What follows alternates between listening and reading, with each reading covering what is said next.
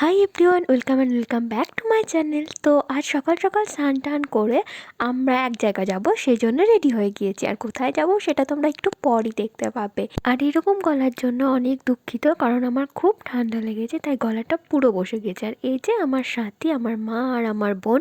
তো তারপর প্রায় 1 ঘন্টা 45 মিনিটের রাস্তা কভার করে আমরা অ্যাটলিস্ট পৌঁছে গেলাম তারাপীঠ। তো সবাই বলো জয় মা তারা।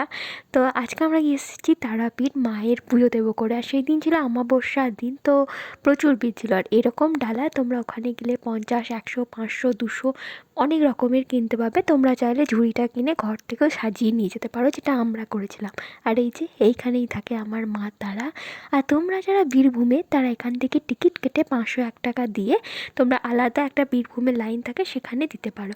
আর তখন হোম যজ্ঞ এসব হচ্ছিলো, কারণ সেদিন আমাবস্যা ছিল। অনেক জনেরই অনেক কিছু ব্যাপার থাকে যেগুলো আমার জানা নেই। তো এখন আমরা বসে আছি এই আটচালাটার এইখানে। এখন বাজছে প্রায় এই 1টার মতো, কিন্তু আমাদের পুজো দেওয়া এখনও কমপ্লিট হয়নি। তো এরপর থেকে না আর ভিডিওটা করা হয়নি, কারণ এরপর মায়ের মন্দিরের ফোন বা ক্যামেরা অ্যালাউ ছিল না। তো এখন আমাদের পুজো দেওয়া কমপ্লিট, আর আমরা এসেছি মায়ের পুণ্য ঘাটের জায়গাটায়। এখানে মনস্কামনা সবাই আগা বাঁধে, তো যাদের মনস্কামনা থাকে তারাই বাঁধে নাকি। আর তারপর আমরা মাকে একটু সন্ধ্যা ধূপ দেখিয়ে দিয়েছি।